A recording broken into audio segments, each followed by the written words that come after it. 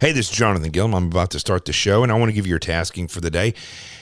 You know, if you know a police officer, you're related to one, or somebody who's in the military and your family member is serving or a friend is serving, just kindly remind them that there is a communist movement going on in this country. Now, I know that's crazy that you would remind them of that, but I'm here to tell you. And if you are in law enforcement in the military and you're listening to this, remind yourself. I know when I was in versus when I got out, the way I saw reality of what was actually happening was totally different. And oftentimes when you're in official service, you're kind of blinded by the veil of what you're being told to do, and you don't question what's going on above you. But you may find yourself in the position where you're in between patriots and communists, where you're being led by communists like the chief of police in Fort Collins, Chief Swoboda. You need to realize that this is happening, and you need to contemplate it, because as I always say, action beats reaction, and you don't want to find yourself in a position where you don't know what to do, because if you're on the job, you will side with the authorities above you. You will side with who gives you your paycheck. You will side with who is going to ensure your pension is going to be doled out to you, unless you have contemplated this and made a decision prior to something happening, because things in this country are getting really bad, and police officers again and again are being supported by the people, and then they turn around, and when something happens like happened in Fort Collins with Antifa, it's the patriots that get arrested. So that's your tasking. Remind the law enforcement officers that you know or that you may be related to, and the military people that you know and that you may be related to. Remind them that this is going on. And let's start the show.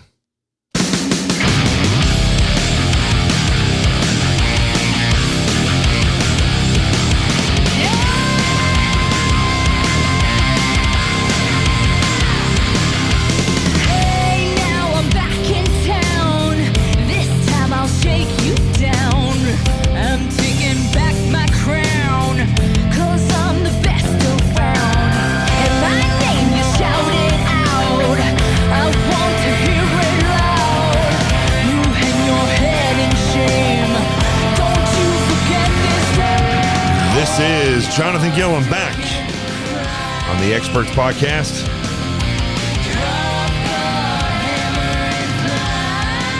The truth has arrived. So that was a little at the beginning there. That was a little tasking. You know, I do these taskings every day. And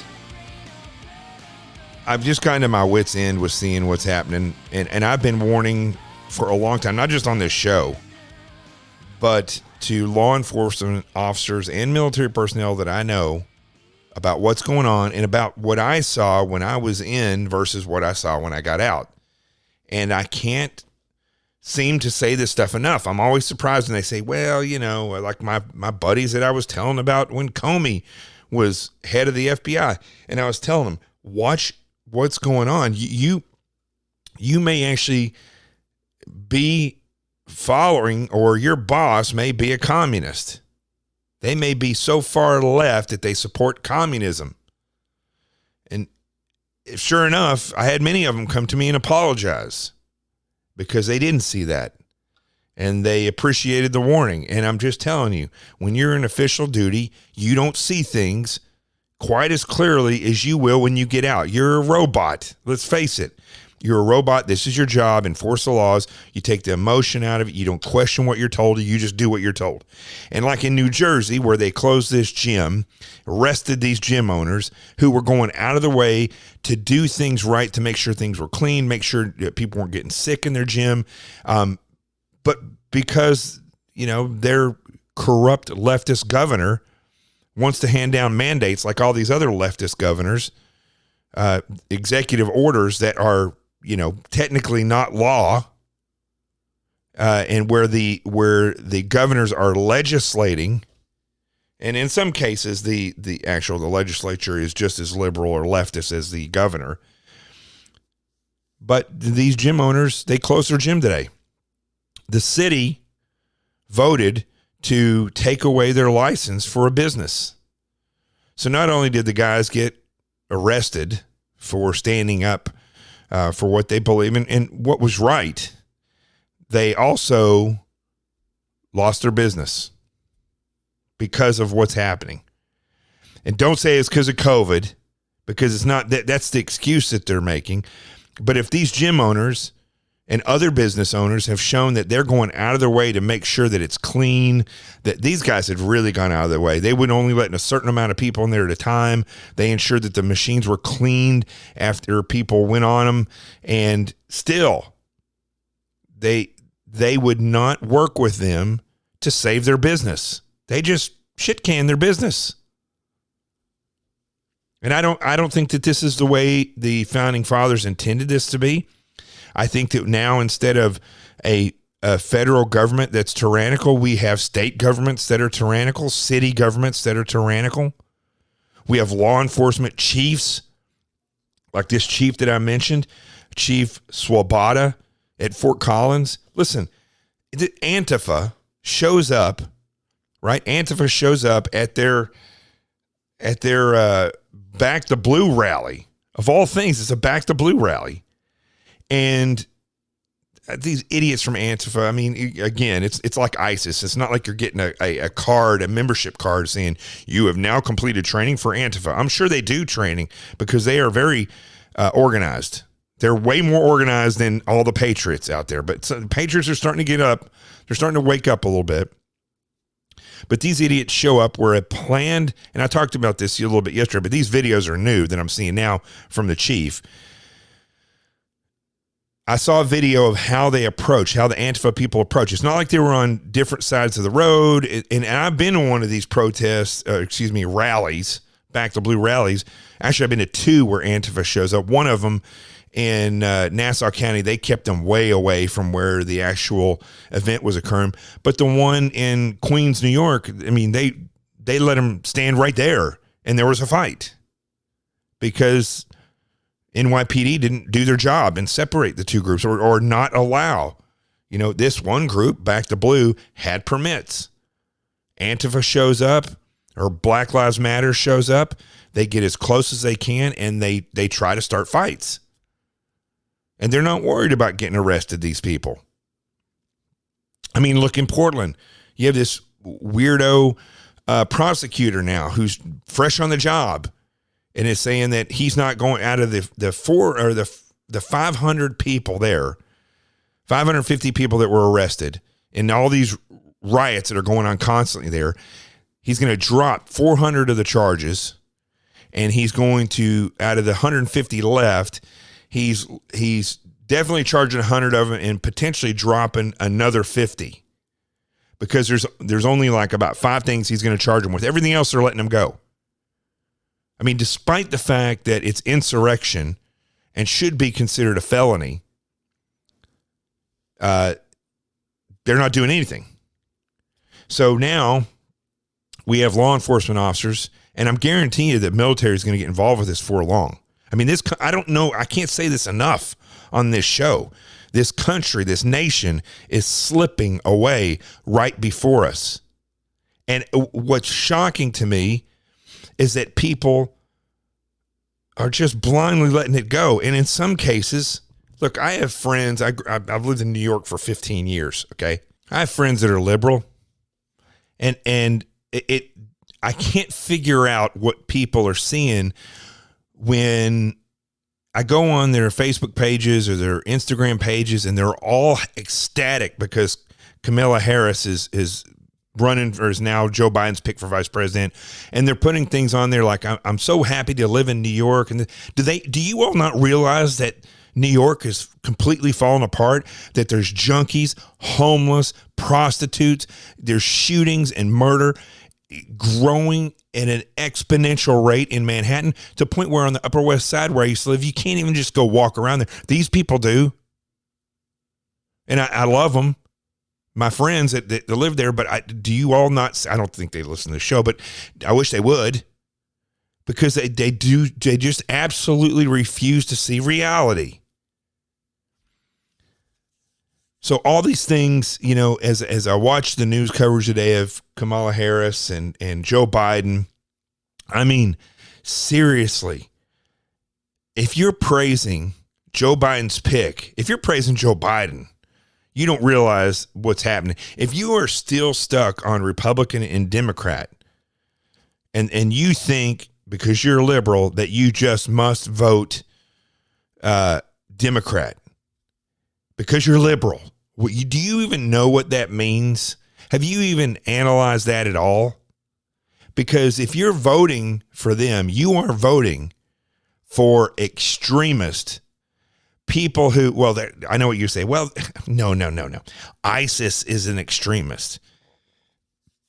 To my knowledge, okay, ISIS has only been responsible in this nation for killing, I don't know, approaching, well, it's not even ISIS. That was Al-Qaeda. But let's just put it all into Islamic terror, okay?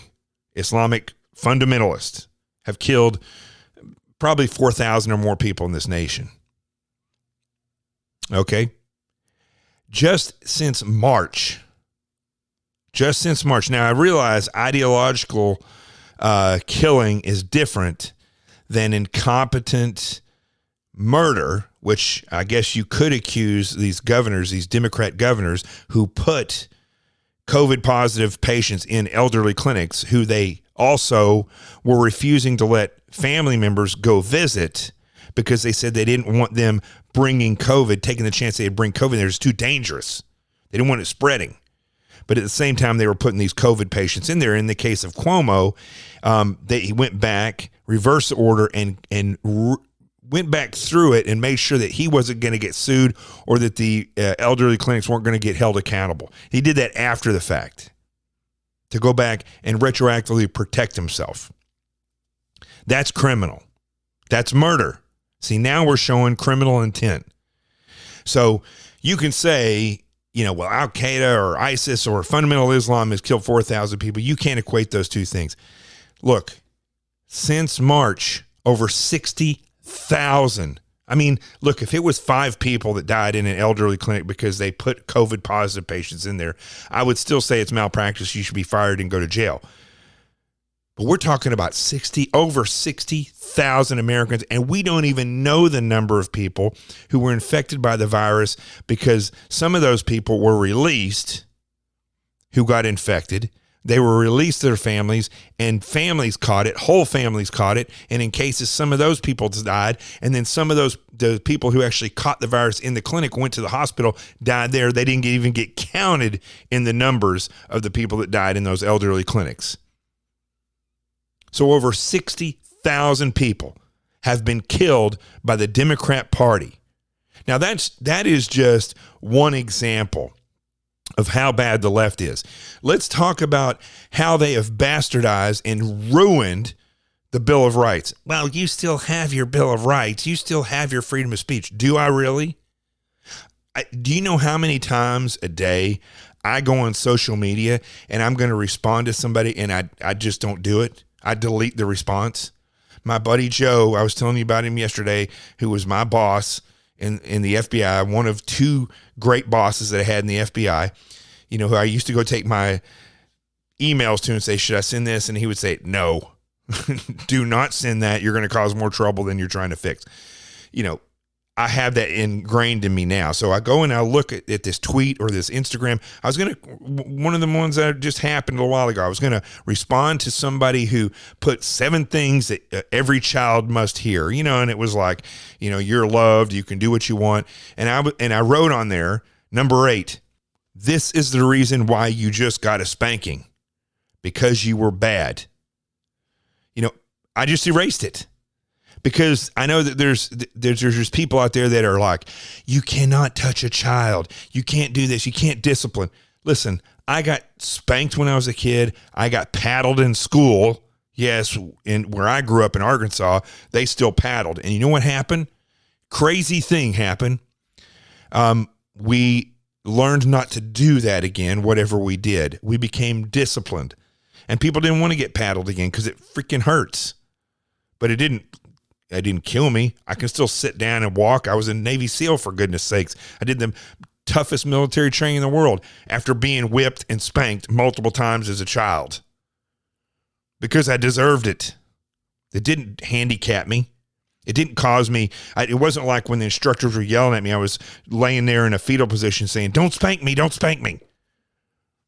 I learned as a child from discipline. But getting back to the thing on Instagram, I just took it off because that's a hot button topic. And you could be branded as somebody who supports, beating children. And it's the same thing with, many, many different things. Freedom of speech has been bastardized. Freedom of religion. Freedom of religion, you should be able to pray in school. And if a teacher wants to pray with you, they should be able to.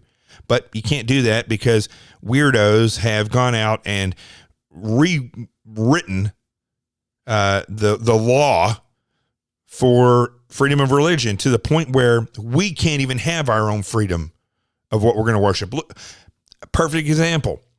Look at Nevada, Vegas. The casinos can be open to 50%, which means they can literally have thousands of people in the casinos. Right? But you can't go to church with more than 50 people in there. Heaven forbid. Heaven forbid. So that is because of Democrats. And even if it's not Democrats, if Republicans are doing that, shame on them too. Listen, I don't subscribe to that two-party system. Although if I ever do run for something, I'm sure it's going to be in the Republican Party because you can't get elected. Are not going to be able to do anything unless you join one of the two illegal, yes, they're illegal parties. They are private companies that own every seat of government in the United States. Every sheriff, most chiefs of police, judges, attorney generals, prosecutors, city council people, mayors, governors, congressmen, senators, so on and so forth. They are owned by those two private companies, the Democrat and Republican parties. Now, it seems like I'm going all over the place, but here's the facts, okay? This is what it all boils down to. I see this police chief. I see what happened at Fort Collins. People were trying to support law enforcement. Finally, over the past month or so, people that support law enforcement or people that are tired of the way that this communist creep is happening and the Antifa people and the police are being blamed for things and budgets are being cut, which means cities aren't as safe as they were. Chaos is reigning. This is what they want, folks. This is what the left wants. But people are getting sick of this. I know many liberals have gone to these Back to Blue rallies and they've come out of those completely different. They see things totally different now. So it's actually happening. But then Antifa shows up, and because one police chief, and I'm sure some of the people that are on the department are leftists, they didn't protect the people that were marching there to support them. And then they blame them. They blame them for the fight. Listen to this police chief. Hold on here. Hi, I'm Jeff Sabota, the police chief in Fort Collins, Colorado. And let me just tell you, he's as much as a douche as his voice makes him sound like. as promised, when we have new information, we said we would get it out to you immediately. And I want to give more information regarding the events that took place this past Saturday. Now, here's what I want you to concentrate on. Tell me, if you hear this and I didn't hear it, anywhere in there that he says the word Antifa, I'll give you a free book. Just today, 2 more people have been arrested for their prominent roles in the fight that took place again on Saturday of the videos that have been circulating around. These 2 individuals are not from Fort Collins, but came here again supposedly to support the police department. So they have been. So supposedly to support the police department. This is what I'm talking about. He's talking about 2 people that have been arrested after the fact because they got in a fight with the Antifa people, which if you look at the video, If you look at the video, the Antifa people walk up, try to push their way into the march and not let the march go any further. I don't care if the dudes flew clear across the freaking world to be there to support the police. If they showed up to support law enforcement and support that community and to protect them from the Antifa and the leftist movement, there is nothing illegal about that. Not when those people started, and not when they're doing it all over the nation. But that's not what he's focused on, not this turd. And charged. I just really want to say thank you again to the community who is bringing forward more information. And if that's videos or just names, please keep it coming. We're going to make sure that these events that occur in front of our building or anywhere in Fort Collins are done safely. And here's the other thing. It occurred in front of the police department, and they weren't able to stop it. What kind of department are you running there, Chief? And by the way, he was in Eglin, Illinois before he went over to Fort Collins. Liberal to liberal city. We completely recognize people's right to come and have your voices heard, no matter the topic, no matter what you want to have your voices heard about. But apology. Come on over. We want to hear from you. Okay, still, if you hear Antifa, I'll give you a book. At the end of the day, people are going to follow the law, and if they're not, they're going to be held accountable. For Collins, we have made some great. So here's the thing: you're going to follow the law, you'll be held accountable. Okay, so if you show up to support, what she said, you're invited. If you show up there to support law enforcement, and it's a Back the Blue rally, and people show up to instigate a fight, how is it that the people that showed up there to do the right thing, how is it that they're the ones that are being prosecuted in the public's eye by this leftist? How is that right at all? Freaking idiot. In the past few months, with the discussions we've been having, let's continue to make sure that we will not be distracted by individuals who are looking to further their own agendas. So has he mentioned Antifa at all? Has he mentioned the people that showed up in all black with their faces covered, who pushed and pushed until people pushed back? He hasn't yet. Let's all work together to make sure Fort Collins continues to be on the road to being the safest community in the country. Well, it's safe for Antifa. We know that. We know that there, Chief. Listen, I'm going to keep hounding them. And by the way, you can go on to the Fort Collins Police Department website, and his email's all over it. So you can be sure and email him and let him know what you think.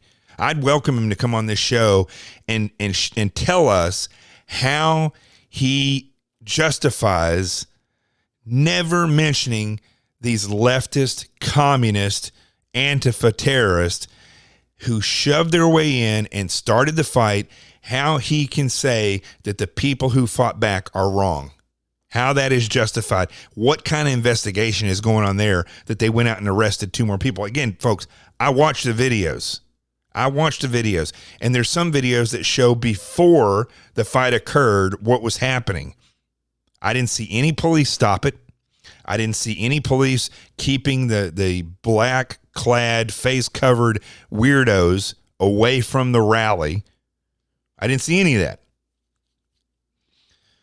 So as I go over this and was scanning through the stuff in the news and also about Kamala Harris, it keeps dawning on me how day after day, myself and other people keep telling you, you've got to get together, you've got to rally, you've got to do these things. And here's the case. You may be the one who gets arrested, but you have to go there, just like I was saying at the beginning of the show with police. It's action always beats reaction. And if you do it right, if you pull out the phones and you record and you have your strongest guys in the front and you put the people who've never fought in the back, they can be the people who film. If you actually use real tactics in order to protect your group, knowing that a fight might happen and telling police, there's a fight about to happen right here. There's a fight about to happen right here. And then when the fight does, I mean, look, invite attorneys out there. All of you conservative attorneys should be volunteering to be out here so that you can witness it, not so you can fight, so that you'd be the best witness could be out there. Law enforcement officers, you should be at the Back the Blue rallies. Don't just go home and sit on your ass. Go out there and stand for the blue. Or listen, really, to be honest with you, I think we should get away from these Back the Blue rallies. I think it should be back the Constitution and support freedom and stand against communism. Those are the rallies that need to start happening. But as I'm looking at this stuff, it made me start reflecting as I started the show out there about friends that I have in New York, about how my friends that are gay or my friends that are liberal, I can 100% guarantee you where they're going to vote and what they're going to say about Kamala Harris. And it doesn't matter. There's a picture of her on Twitter from Alex Soros, George Soros' son. Congratulations to our future vice president, Kamala Harris. History in the making. People on the left, they don't see that. People who say I'm liberal. People who vote with the Democrat Party because that's what they do. That's what their people do. It doesn't matter how they define themselves, how they define their people, if it's their special interests or people of the same color or gender or sexuality. If they believe what the Democrats have told them, that they are oppressed or that they are a minority, you can guarantee that if they recognize that, they are going to vote for the Democrat Party. They are going to be used by the Democrat Party. And a lot of these people that are in charge, chiefs of police and all the other people that I've listed here, people will just follow blindly. This week alone, or this week and last week, I've gone over, how these social media bots work. I've talked about how these social media influencers work, the people in media, how they've never done anything. You can look up their resumes you can research them. They haven't done anything. You can look at somebody like Kamala Harris and you can look at how she's been a failure. We don't even have to really look at her being a failure. You know why? Because Tulsi Gabbard tells us how she's been a failure. Let's just listen to that. Congresswoman Gabbard, you took issue with Senator Harris confronting Vice President Biden at the last debate. You called it a quote. First of all, Jake Tapper has one of the most annoying human voices that there is and has ever been. Just had to say that. False accusation that Joe Biden is a racist. What's your response? I want to bring the conversation back to the broken criminal justice system that is disproportionately negatively impacting black and brown people all across this country today. Okay. First, I just want to point out that I am no Tulsi Gabbard fan. People have mistaken over and over again for people that have served in the military and thinking that just because you serve in the military, that you must be a patriot, that you must be, there's no way you could be a communist, there's no way you could be a leftist. Tulsi Gabbard is as far left as she's a joke, okay? And she's an insult to the uniform that she wore. She is a total leftist. And it starts out, yes, she's going to hammer Kamala Harris, but it starts out with her talking about the disproportionate jailed black people in the United States, which is a statistic that says nothing about the people that are in prison, right? It says nothing about what they've done. Let's look at the records that these people have, and whether white or black or whoever, look at their records and see what have these people done. What is instead of saying, define it by the color of skin, how many people we have in there with strong arm robbery? How many people have been selling dope? How many people are in there for rape? How many people are in there for grand theft auto? How many people are, whatever, murder? That's what we should be looking at. And then once we have that all defined, we say this many people were murderers, this many people. Okay, how many black people were murderers? Okay, how many black people were grand theft auto? How many? You see, when you look at it that way, the numbers are totally different. I mean, there's still going to be a higher percentage of black people that are incarcerated for those crimes, but that's because in the inner city, it's a much more dangerous place. Go down the 5th precinct here in New York, in East New York. Go on down there. See what happens. Just walk around with something on that looks nice. You're going to get mugged, robbed, potentially killed. And if you're female, maybe raped. I remember the first time I went on a surveillance with my squad, and we went into, when I was in the FBI, we went to East New York, 75th precinct. And they literally told us, for the people that haven't been out here before, this place is no joke. Okay, it's no joke. And you got to be on your toes tactically when you're here. We go there, and my partner, who was a detective, pulls up in his vehicle. He said, turn your car off for a minute. I turned it off, turned his off, and he said, just listen. I mean, it wasn't even 30 seconds. You could hear gunfire. It's a war zone. And this is where the majority of these types of arrests happen, right? It's the reason why the riots and the protests aren't happening in that area. In New York, for instance, they don't protest and stand with police or march in the 5th precinct, 7-5.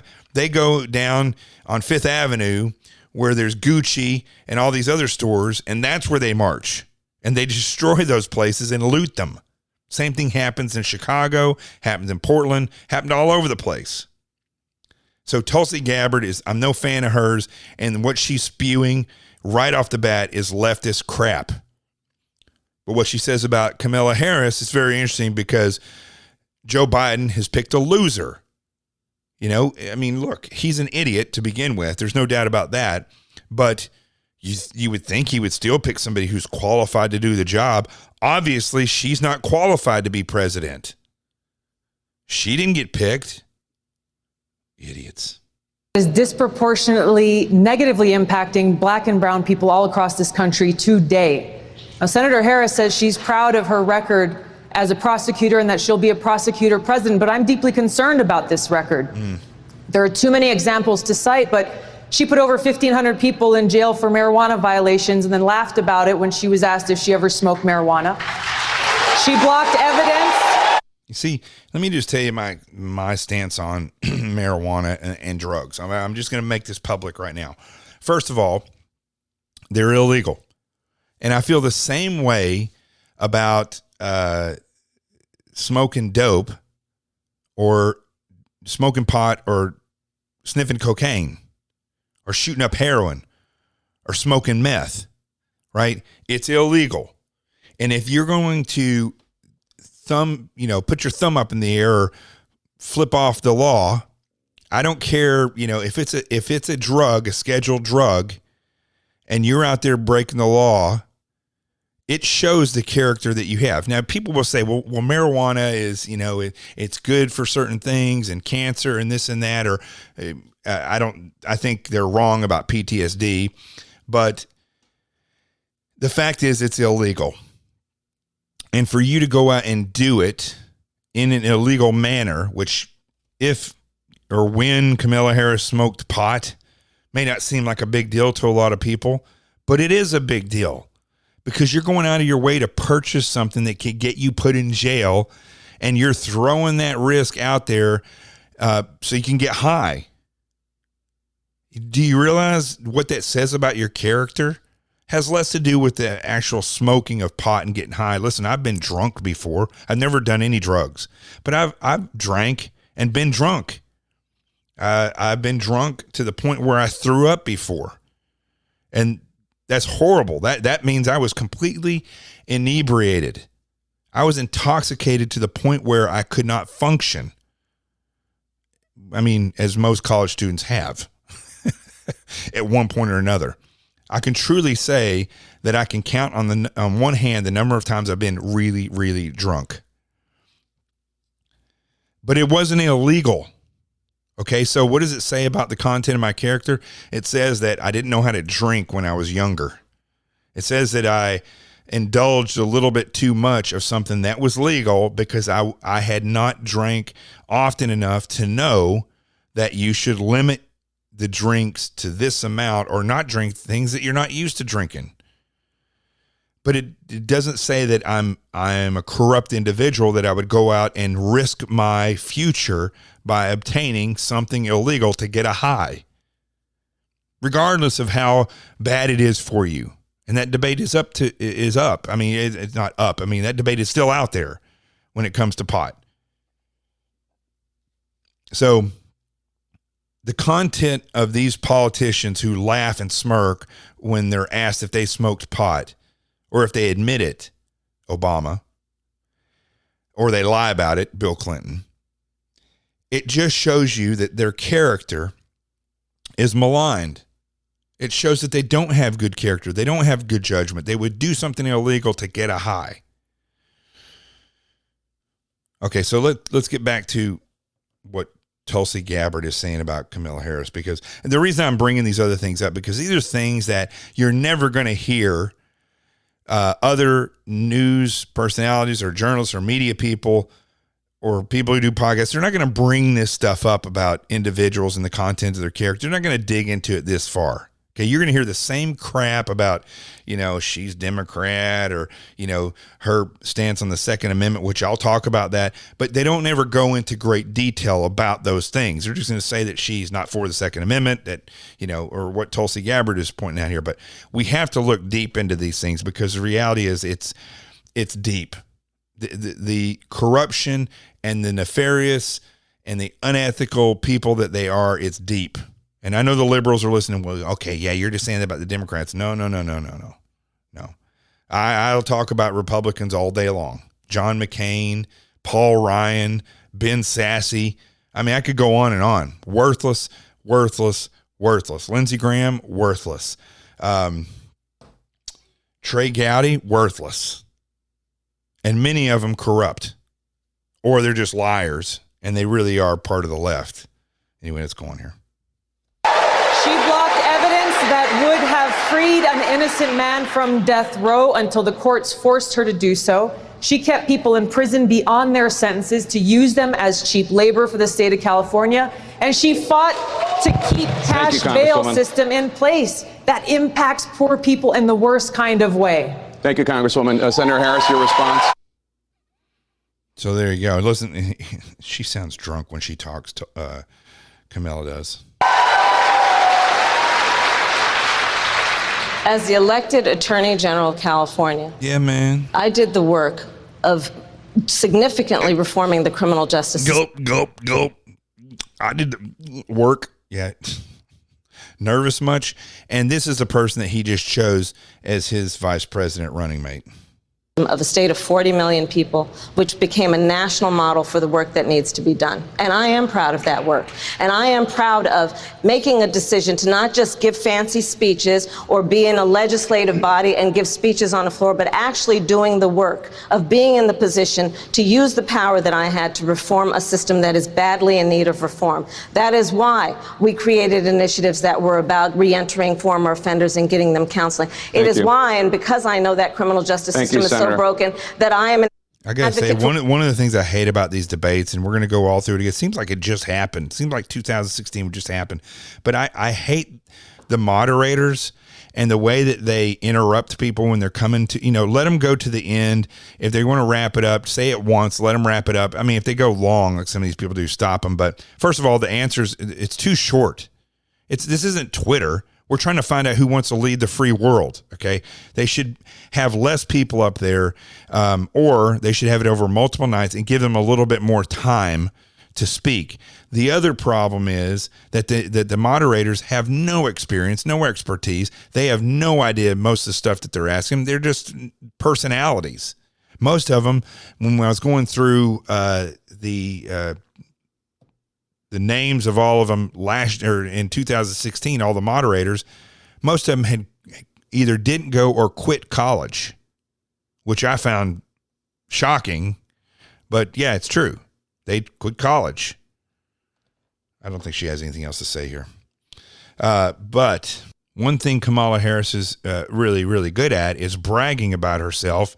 And very similar to Joe Biden, she likes to fabricate or make things sound like they are really great when in fact they're not great at all, but it's just the way she's saying it. Like she was quoted as saying, and to fight this fight, I believe we have to have the ability to not only have a nominee who can go toe to toe with Donald Trump. And I have taken on Jeff Sessions, I've taken on Bill Barr, and I've taken on Brett Kavanaugh, Harris said during her closing statement during the last debate. That was last year.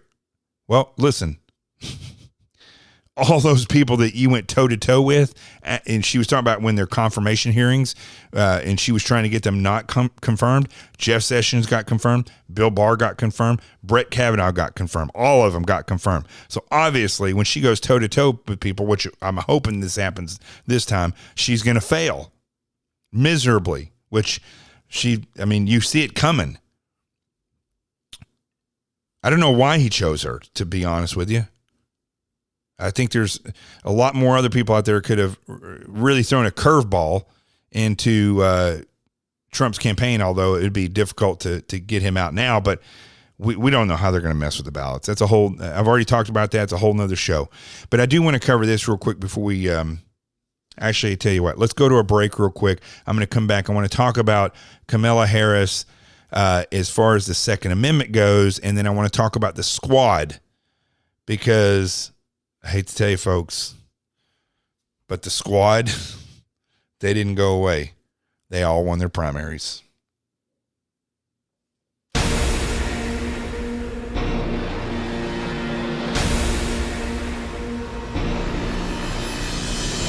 Hey, this is Jonathan Gilliam, and I want to tell you real quick, if you haven't heard, about my best-selling books, Sheep No More, The Art of Awareness and Attack Survival.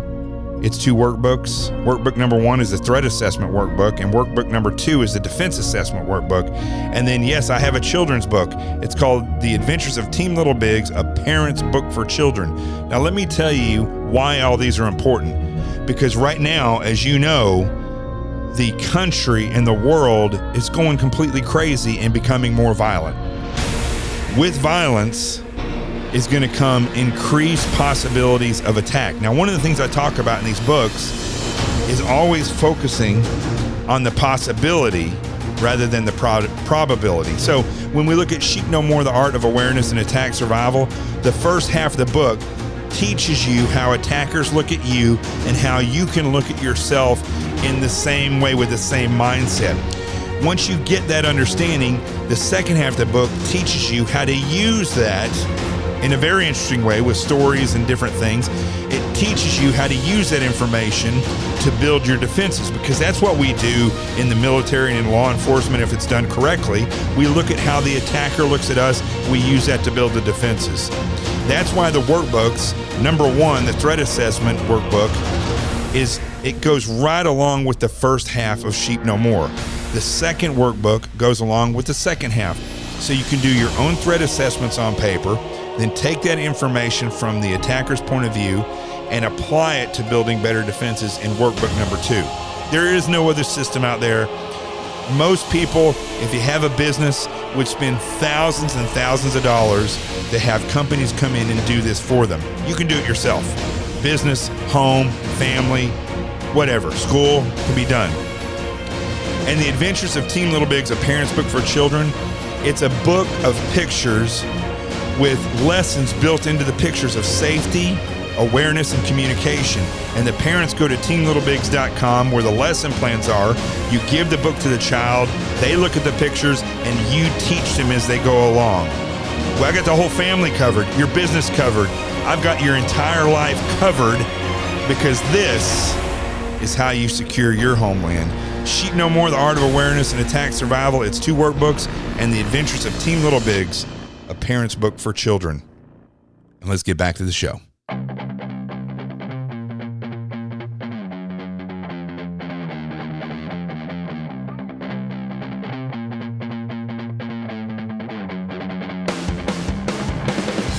All right. Now, let's talk real quick about the Second Amendment and Kamala Harris and what she actually feels and believes. And the fact is, she is an extremist when it comes to gun control. She's no different than Bernie Sanders. She's no different than the knucklehead from Texas, Beto O'Rourke, gosh, what a name. That guy's so fake, it's unbelievable. But she stands toe-to-toe with those guys in how she believes about getting rid of the Second Amendment. One of the things she talked about multiple times was voluntary buybacks of guns by the government. But see, I'm sorry, I left an important word out of that. It's mandatory buybacks, which is gun confiscation. I don't know if you realize that, but it's not like they're going to give you the opportunity to make your decision. Okay. Harris, she supports this mandated buybacks of AR-15 rifles. Although, again, and this is being reported by Breitbart, they say AR-15s, but they're going to go after everything. That's what happens. It's what happened in multiple countries. South Africa, it's happened in London. You can't even have a gun in London. I mean, it's like New York, all these places where even if they didn't do the confiscations, they just passed the laws where you just cannot carry in that city or that state. This is the way that they will work. And trust me, folks, if they have the House and they have the presidency, they, with the leftists that are in the Republican Party, they will get what they want in the Senate. Guaranteed. And the Supreme Court would, leftist Justice Roberts, anybody challenges anything, once they get that much power, it's going to be absolute power. So she's on record voicing support for universal background checks and prohibiting rifle purchase for 18 to 20-year-olds. You know, I talked to my buddy, Dave Robson, that used to be a Marine, and he's a former Marine in West Virginia, or I always say just a Marine. He's a Marine. Once you're a Marine, you're a Marine, okay? Same like being a SEAL. It's not like when you leave the SEAL teams, you're no longer a SEAL, okay? You're still badass and probably one of the most, the best looking men in the world, and everybody wants to be around you. We're also very humble. But seriously, we're pretty awesome. So, but you don't just leave that stuff behind. But Dave Robson, he loves to joke about and I grew up in Arkansas, so I saw this, not to this extreme, but, he grew up in West Virginia. They used to go hunting before school, and they would bring their rifles in and put them in their locker, and the principal would be right there and ask them if they got anything that morning. I used to go to school with people with their shotguns hanging up in the back of their trucks at school. Nothing ever happened. Nothing. Society has changed. And they need to change back as far as that goes. Instead of changing the laws to match this degradation of the man in society and females to be strong, it's like they've tried to teach everybody to be weak in this nation. You have a right to have a weapon to protect yourself against, not just against weirdos, but against a tyrannical government, which you see now could be on a city level. And they want to get rid of that. And that's one thing that she absolutely goes against. And the 18 to 20-year-olds, I've been hunting just as many times with people under 18-year-old that had absolute weapon handling skills. I was, for goodness sakes, one of the youngest people to ever go to SEAL training. I was with in Buds, turned 18 while we were in Buds. And you're going to tell that guy that he's not capable of carrying a gun, and he went into battle and carried a gun. He ended up getting shot. He's still alive, but amazing guy. And you'll be able to vote, prohibiting rifle purchase for 18 to 20-year-old, but they can still serve in the military and they can still vote. This is how stupid this is. That law in and of itself that she's all behind tells you right there that it is a special interest that has not been thought through. As a California Attorney General, she fought to preserve the good cause requirement, which means law-abiding citizens without a criminal record were still barred from getting a California concealed carry permit unless they could prove why they need to carry a gun. Same thing in New York City. It's interesting. You could be in law enforcement for 15 years in the FBI and get out, and you're not going to automatically get a concealed weapons carry permit in New York State. And unless you go through HR 218, which that whole thing needs to be rewritten because it's too difficult for people. Look, the way I look at it is if you were a cop for literally longer than your probationary period and you proved for a period of time, short period of time, that you are capable of not pulling that gun out in the wrong time and that you're capable of arresting people and carrying out the law, then why wouldn't you be allowed to carry a gun for the rest of your life? Well, first of all, you're an American. You should be able to carry a gun anyway. And if the government really wanted to do it right, they would be setting up literally in school, like they used to have, weapons safety courses. What it is, what the Second Amendment. Why don't we have a Bill of Rights course specifically about the Bill of Rights in high school and in college? Mandatory Second Amendment where you have to learn what this is all about. Doesn't mean you have to go shoot a gun, but you have to learn what it's all about. Learn how weapons work. Learn why they were invented. Learn how they've been bad and how they've been good. None of that stuff exists. Why don't we have mandatory jury duty classes where you learn how to be a juror? Why should you show up day one never, ever having been on a jury and somebody's life depends on it and never have been taught about that before? Why is that? And quite frankly, I believe, to be honest with you, I think that everybody needs to serve in the military or in some form or fashion to serve for 2 years after they graduate high school. And I know people feel differently about that. I know I've had this discussion with Andrew Wilkow from the Wilkow Majority, who I host for sometimes, and we've had this discussion. He does not feel like that should be done. I do. I did serve in the military, and I'm telling you that what it does to a person it's unbelievable. It grows them in a positive manner, and it helps you not take your citizenship for granted. People take it for granted every day. Harris also opposed allowing teachers to be armed for classroom defense. Again, if we actually applied the Second Amendment the way it was supposed to be applied, we wouldn't even be talking about that. She said in 2019, we need to give teachers a raise, not guns. Okay. They needed more. Well, there are some places where they're not being paid enough, but in New York City and New York, trust me, teachers are being paid plenty. And the people that they recruit are far left. If you're a conservative teacher in New York, you are going to be hammered if people find out what your politics are. And again, in 2019, Harris told reporters in Iowa, I own a gun. This is typical left. I own a gun for probably the reason that a lot of people do, for personal safety.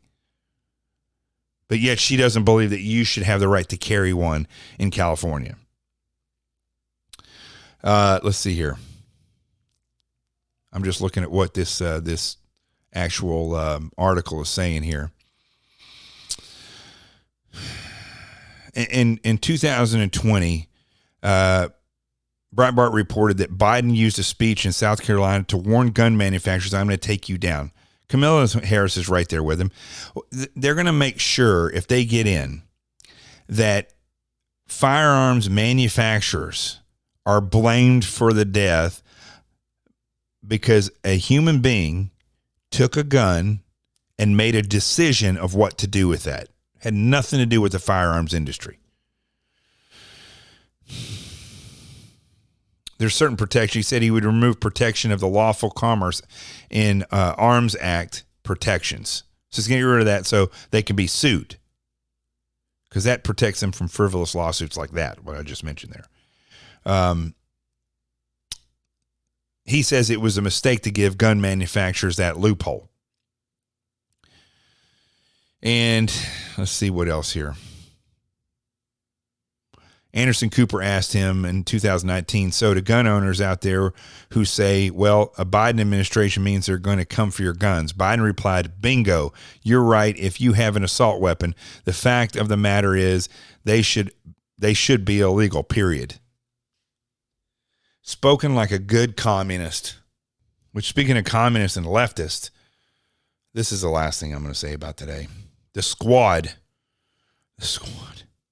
That, if you don't know who that is, that's Representative Ilhan Omar, Rashida Tlaib, Alexandria Ocasio-Cortez, and then there's the other squad member that, I don't know if you realize this, but she never really gets mentioned too much.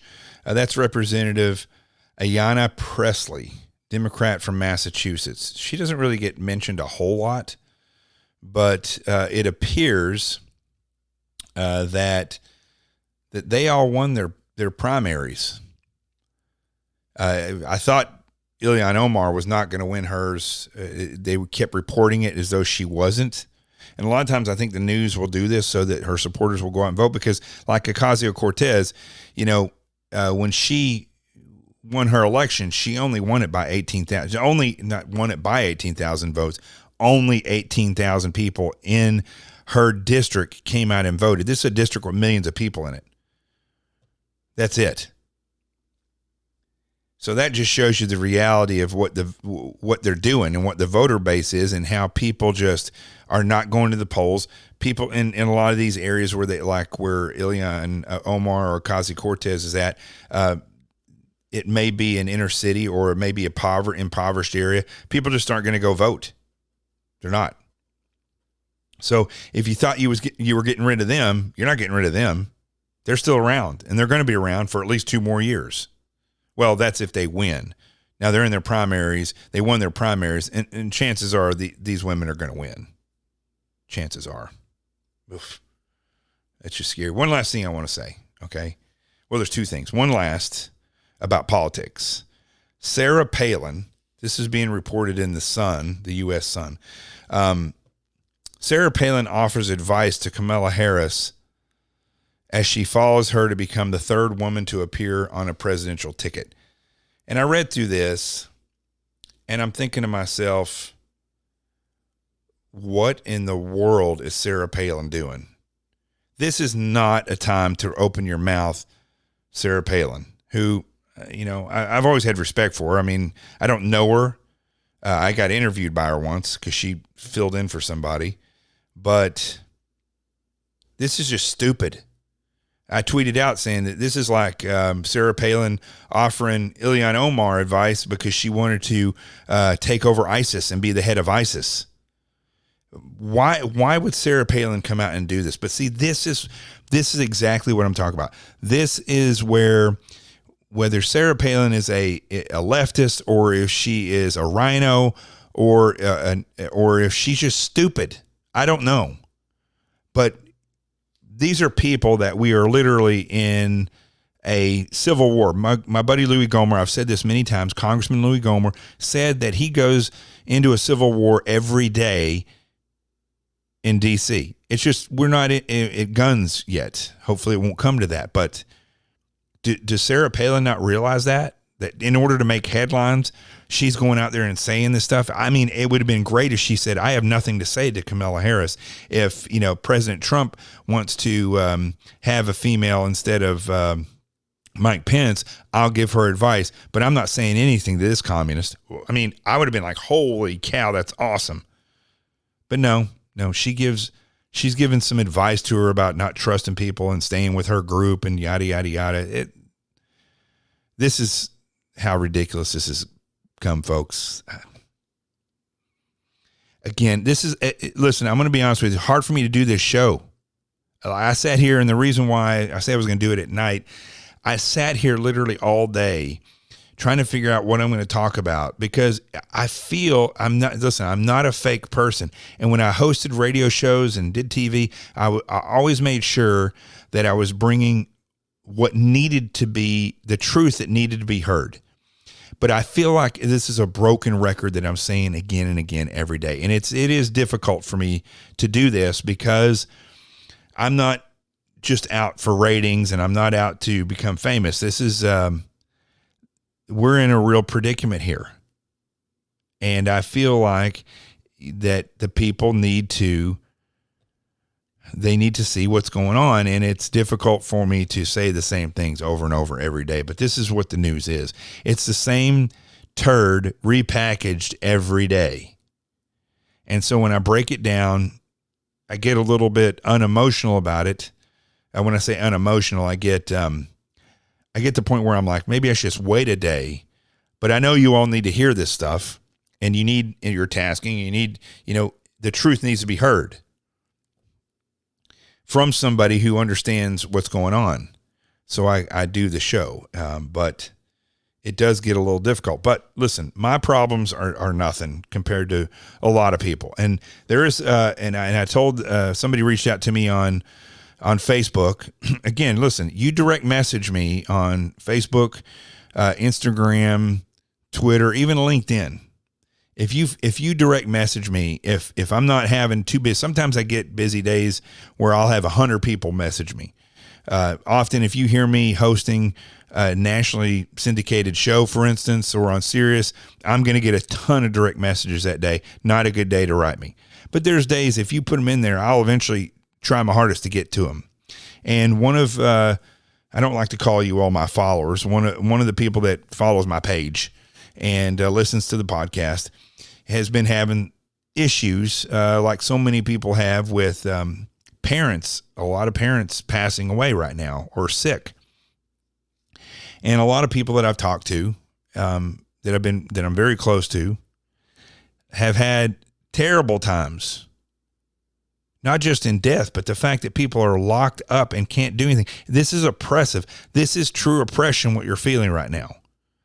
You can't go to the beach. There were people that were on a boat here out on Long Island that came in on the boat, and they were stopped by the authorities. Again, these cops, I'm telling you right now, folks, if you're a cop, you need to take note of this, because you are being used by the left. There was, I don't even know if they had 10 people on the boat, but when the boat came in, made everybody pull their ID out, because they were checking and make sure that they were from here, that they weren't from somewhere else, because they're going to make them quarantine or give them a ticket or arrest them. And then they told me you couldn't have more than, I don't remember how many people it was in a boat. I mean, this is just over the top. Listen, in the Spanish flu in 1918, 50 million people died in the world. We're at 160,000 in this country, and half of that is because of idiot governors.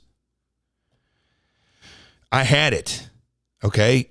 But this is oppression, what you're feeling. They're going above and beyond what they're hired to do and what the authority says that they can do, because cops are continuing to arrest people or pressure people or oppress people. Then they're getting away with it. That's the predicament we're in. And when you add that to the fact that people are dying around, and in some cases, multiple people dying in families, it's very difficult. And so, and I'll go more into this maybe this week. Maybe I'll do a show on this week instead. But I want to tell you this first and foremost, okay? God tells us that He will not give us more than we can handle. And what's funny is most people don't realize when they get mad at God, they are proving that He's real. And they're also proving their faith to God. I often think, because I've been through points where I was mad or hurt, I didn't know where to turn, and I felt like God had turned His back on me. Do you realize when you feel those emotions truly, that you are proving to God? I can just imagine Him looking and saying, I know that they believe, because they're so convicted, and this is hurting them so bad that they're looking at me and saying, I'm mad at you. That if you felt that way, it's okay.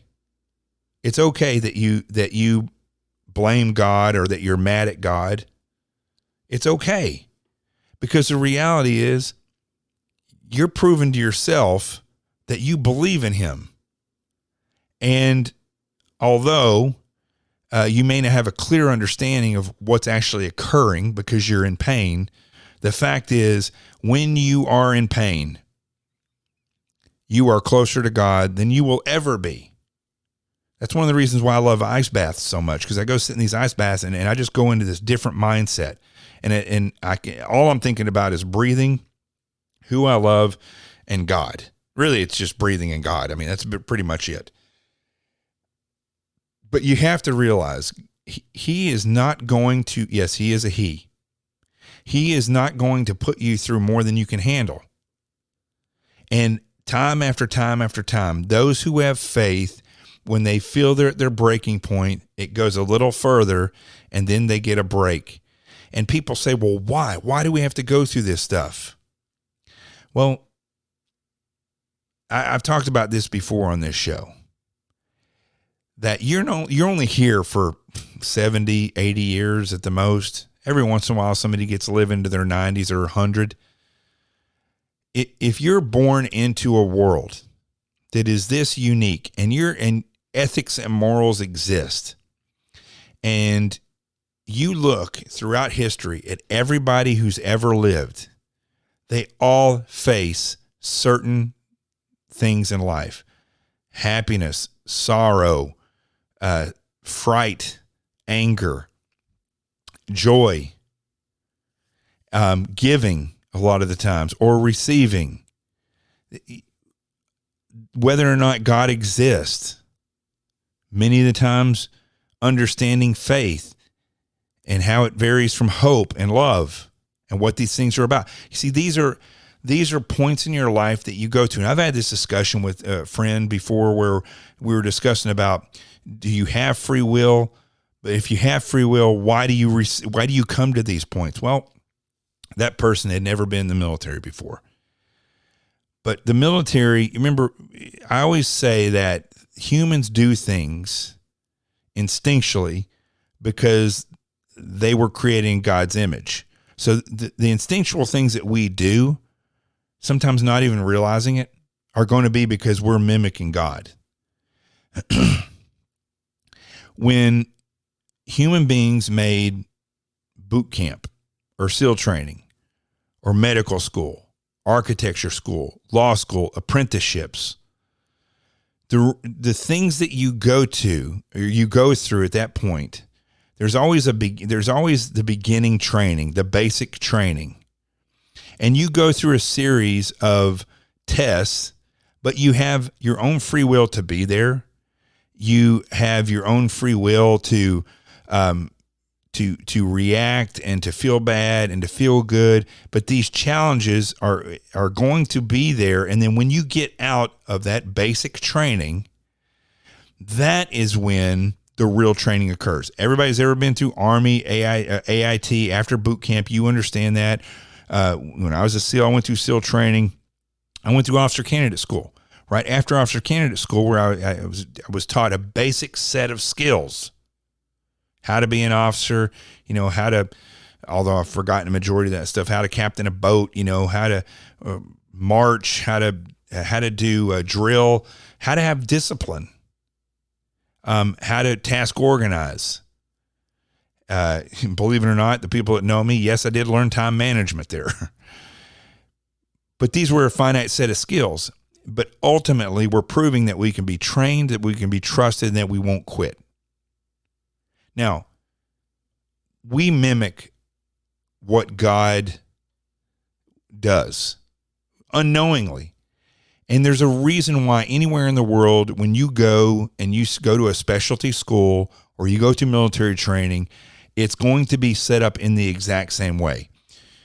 The phase where you're broken down, the phases where you have to approach and then make it through these tasks or these goals or these hardships, because that continues to break you down and build you up, and also show that you can prove these things, that you can be trained, trusted, and that you won't quit. And then when you leave that initial training, that's where your advanced training happens. That's where you go through the gentleman courses. That's where you're given the rope and you're able to burn your own hands or to do it right. My belief is that human beings have patterned those things the way they are around the world, not because they got together and coordinated it, but because instinctually they knew that that's how you train a human. And when you look at life, it's the exact same thing. It's the exact same thing. You're not meant to be here forever. Your life is not meant to be great. You're going to have sorrows. We all experience the same exact things in life. If you live long enough, you're going to experience death. You're going to experience sorrow. You're going to experience misery, but you'll also experience some great things. And a lot of the times the test is not just, can you make it and enjoy it? Can you be happy? Maybe that is a challenge for some people, but also, can you not go overboard where that's your sole focus? I just want to be happy. I just want to feel good all the time. Bottom line, if you are hurting and you're mad at God, that's okay. But talk to him. Talk to God, because you can talk to him and he will listen. And he does talk back. Believe it or not. The other thing is, don't give up hope. Always have faith, because your hope will be restored if you have faith. But know in your heart that you are going through these experiences for a reason. And if it's your mom or your grandma or your father or your brother or your sister or your dog, in my case, I was with my father when he died, but I was also with my dogs. I know when my father died, I had full understanding at 13 years old of why it was happening. But when my dog died, my first one, and this was as an adult, when Jessie, my female dog, when she died in 2014, I was crushed, because these dogs had been with me through everything in my adult life. Jessie was 13 years old when she died. Rico was 18. Many of you remember Rico, my Jack Russell. He died in 2018. And those affected me greatly. I mean, tremendously. The point is that these things are going to happen. And you have to realize you are going through these things for a reason. And if you keep your focus on the fact that you are proving to God that you can be trained, trusted, and that you won't quit. Just like when I went through SEAL training, just like when I went through officer candidate school or ranger school or airborne school, I had to prove I could be trained, trusted, and I won't quit. Then after I proved that and I moved on, that's when the real training began. That's where I became a SEAL. Same thing with the FBI Academy. You go through the FBI Academy, you learn a very basic set of, well, it's more than a basic. It's like a master's degree in 18 weeks. But you learn, all these things, and you prove you can be trained, trusted, you won't quit, and you can learn this finite set of skills, and then you go into your office, and that's where you become an agent. That's where you become an investigator. And you have to keep this in your head. When things get hard, you put your head down and you keep pushing forward. And you focus. Focus on the fact that you are here for a reason. And hard times are where you are molded. It's not where you break down. It's not where you quit. The hard times are where God is working on you. And you have to remember that. You have to remember heartache and sorrow. It is some of the hardest thing I've ever been through. But I want you to realize this, that it's not in vain. It will make sense, and you will get through it. It may not make sense until you die and move on, but it will make sense. And know that you're not the only one who's gone through that, and know that God is with you. I'm telling you right now, it is the truth. God himself, the creator of all things, is with you. God bless all of you, okay? And I want you to realize that you're not alone. And I guess that'll cover it for the show today, and I want to recap real quick. Kamala Harris has now been chosen as the VP candidate with Joe Biden, who, for some strange reason, the Democrats have chosen. Joe Biden is a liar. He's a pervert. He used to swim naked in front of his female Secret Service agents. He's touches people inappropriately constantly and lies about everything. Kamala Harris is a viper. She wants to take away your guns. She was failed as an attorney general, and she's done nothing in the position she's in the federal government. You have to remember, I don't care if you're liberal or conservative. You have to remember this is not politics as normal, that these people are leftists. and they're dangerous. I'm Jonathan Gilliam. This is The Experts. The truth has arrived. Peace, and we're out of here.